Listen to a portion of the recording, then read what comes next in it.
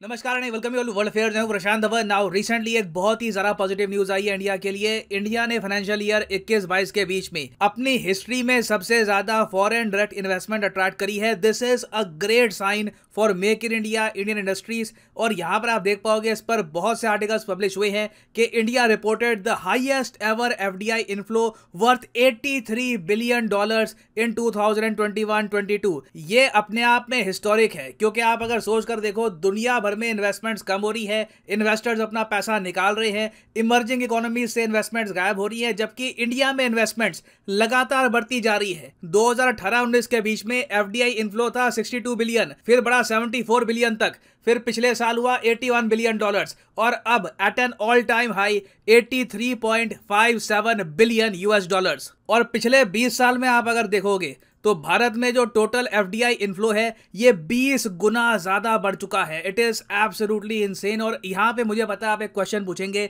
अगर ये सब हो रहा है तो इंडिया की स्टॉक मार्केट रिसेंटली क्यों गिरी थी? अगर एफडीआई इंडिया में आ रही है तो स्टॉक मार्केट उठनी चाहिए। तो ये एफडीआई बेसिकली जा कहां पे रही है, ये पैसा जा कहां पे रहा है? तो बहुत ही जरा सरल शब्दों में मैं आपको बताऊंगा कि एफडीआई होता क्या है, ये एफडीआई इनफ्लो हुआ इसका मतलब क्या है, why is it good for India.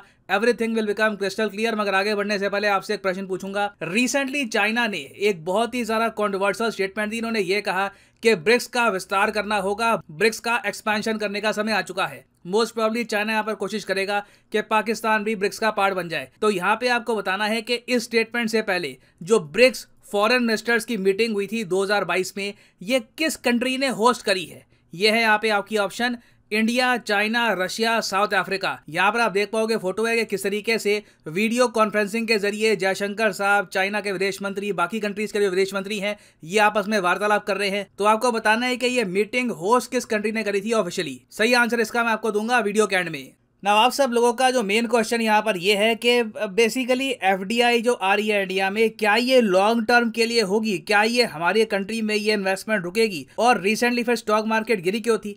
देखो यहाँ पे आपको ये समझना होगा, फॉरेन डायरेक्ट इन्वेस्टमेंट ज्यादातर लॉन्ग टर्म के लिए होती है। फॉरेन डायरेक्ट इन्वेस्टमेंट ऐसा नहीं है कि बस आज आई अगले महीने निकल गई। हालांकि कुछ रेयर केसेस में हो सकता है ऐसा, बट यूजुअली आप अगर देखोगे तो जो एफडीआई है, यहाँ पर विदेश के निवेशक भारत की इकोनॉमी पर भरोसा दिखाकर अपना पैसा निवेश करते हैं भारत में। इनको उम्मीद ये होती है कि ये पैसा अगर हम भारत की कंपनियों में निवेश करेंगे तो आज नहीं तो कल हमको मुनाफा इसका होगा, हमारा पैसा बढ़ेगा। तो एफडीआई दो टाइप की होती है। अगर मान लीजिए एक आदमी जो भारत के बाहर रहता है वो इंडिया की एक अनलिस्टेड कंपनी में कैपिटल इन्वेस्ट करता है, तो उसको आप कहोगे कि ये फॉरेन डायरेक्ट इन्वेस्टमेंट है। अनलिस्टेड कंपनी का मतलब क्या हो गया?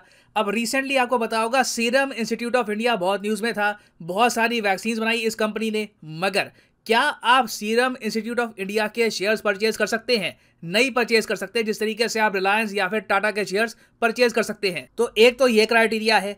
उसके अलावा अगर मान लीजिए कोई लिस्टेड कंपनी है, जैसे कि टाटा मोटर्स हो गया, आईटीसी है, टीसीएस, इन्फोसिस, ये सब स्टॉक मार्केट में जो लिस्टेड कंपनी है, तो यहाँ पे अगर 10% का स्टेक परचेज किया जाता है, जो अपने आप में बहुत ज्यादा बड़ा स्टेक है, तो उसको हम एफडीआई मानेंगे।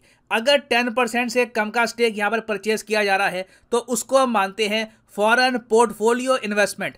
आप जो काफी बार सुनते हैं कि स्टॉक मार्केट जी अब गिरना स्टार्ट हो गया है क्योंकि विदेशी निवेशक भाग रहे हैं, तो ये देखो टेम्परेरी निवेशक होते हैं, ये कुछ महीनों के लिए शेयर्स परचेज करते हैं, जब इनका मुनाफा बन जाता है तब ये चले भी जाते हैं। तो ये तो हो गए फॉरेन पोर्टफोलियो इन्वेस्टर्स। इनकी जो इन्वेस्टमेंट है बताई जाती है काफी टेम्परेरी होती है।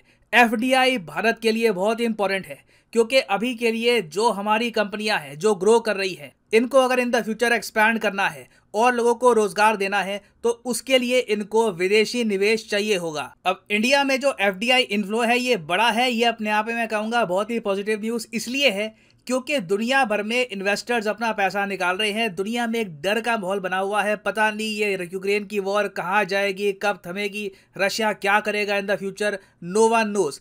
तो ऐसे समय इंडिया में, स्पेशली इंडिया का जो मैन्युफैक्चरिंग सेक्टर है, वहां पर एफडीआई के इन्फ्लोज 76% बढ़ जाएं तो ये एक बहुत ही ज़्यादा अच्छा संकेत है। इसका मतलब ये है कि दुनिया के जो बड़े पूंजीपति हैं, जो इन्वेस्टर्स हैं, जिनको अपना पैसा ग्रो करना है, वो इंडिया पे मान के चल रहे हैं, इंडिया पे दाव खेल रहे हैं कि हाँ ये देश ग्रो करेगा इन द नियर फ्यूचर, हमको इंडिया पे भरोसा है। और यहाँ पर आप देख पाओगे प्रेस इंफॉर्मेशन ब्यूरो ने अपनी नोटिफिकेशन में ये बात मेंशन भी करी है कि इंडिया का जो मैन्युफैक्चरिंग सेक्टर है इसने 2020-21 में अगर टोटल इन्वेस्टमेंट अट्रैक्ट करी थी $12 बिलियन के आसपास, तो पिछले फाइनेंशियल ईयर में यहां पर निवेश आया है $21.34 बिलियन का। और ज्यादातर जो ये मैन्युफैक्चरिंग सेक्टर है ये इलेक्ट्रॉनिक सेगमेंट का है। तो मतलब के विदेशी निवेशक ये मान के चल रहे हैं कि भारत बड़े स्केल पर इन द फ्यूचर इलेक्ट्रॉनिक आइटम्स को मैन्युफैक्चर करेगा, इनको एक्सपोर्ट करेगा और हमारी कंपनीज इससे बेनिफिट करेंगी और इन निवेशकों को भी इसका फायदा मिलेगा। नाउ अगला सवाल यहाँ पे आप ये पूछेंगे कि ये विदेशी निवेश किस देश से आ रहा है। तो यहां पर बताया गया है कि सिंगापुर से 27% ये विदेशी निवेश आया है। फिर सेकंड नंबर पे है अमेरिका। यूएसए में बहुत सारे इन्वेस्टर्स हैं, ये इन्वेस्ट कर रहे हैं इंडिया में। मॉरिशस, इंडिया के बीच में बहुत सारे टैक्स को लेकर एग्रीमेंट है, तो काफी बार इंडिया में जो इन्वेस्टमेंट होती है ये मॉरिशस के रूट से आती है। तो 16% जो इन्वेस्टमेंट है यहाँ पर ये आई है फ्रॉम मॉरिशस। और ओवरऑल अगर हम देखें तो भारत का वो कौन सा सेक्टर है जिसमें सबसे ज्यादा निवेश आया है। मैन्युफैक्चरिंग सेक्टर में बिल्कुल निवेश का जो ओवरऑल जंप है ये तो देखा गया, मगर सबसे ज्यादा निवेश यहां पर किया गया है कंप्यूटर, सॉफ्टवेयर और हार्डवेयर के सेक्टर में। मतलब कि भारत का जो प्राइमरली आईटी सेक्टर है ये टॉप रिसिपिएंट है ऑफ एफडीआई इक्विटी। और जैसे ही हम बात करते हैं कंप्यूटर, सॉफ्टवेयर, हार्डवेयर की, तो आप समझ सकते हैं कि जो ये पैसा आया है इंडिया में इस सेक्टर के अंडर ये कहाँ गया होगा। ऑब्वियसली कर्नाटका में जाएगा, क्योंकि कर्नाटका में आपको मिलेगा बैंगलोर, इंडिया की सिलिकॉन वैली। तो 53% इन्वेस्टमेंट, आधे से अधिक इन्वेस्टमेंट तो कंप्यूटर, सॉफ्टवेयर, हार्डवेयर के सेक्टर को लेकर सीधा गई है कर्नाटका के पास। दिल्ली में 17% और महाराष्ट्र में 17%। और एक और पॉजिटिव एस्पेक्ट यहाँ पर यह भी है कि इसमें से बहुत सारा निवेश जो गया है ये इंडिया के नए यूनिकॉर्न्स में जा रहा है। आपको पता होगा रिसेंटली इंडिया ने 100 यूनिकॉर्न्स कंप्लीट कर लिए हैं। इसका मतलब यह है कि भारत में आज के समय 100 ऐसी स्टार्टअप्स है जिनकी वैल्यूएशन $1 बिलियन से भी अधिक है। तो इन स्टार्टअप्स को भी आगे ग्रो करने के लिए निवेश चाहिए, दे नीड इन्वेस्टमेंट। तो इनके लिए भी ये बहुत ही पॉजिटिव न्यूज है। इंडिया का टारगेट है इवेंचुअली कि हमको हमारे देश में 250 यूनिकॉर्न्स चाहिए, और ये सब एक्चुअली हम अचीव भी कर सकते हैं 2025 तक। जी हाँ, 3 साल के अंदर अंदर भारत के पास 250 यूनिकॉर्न हो सकती है। This can very much happen.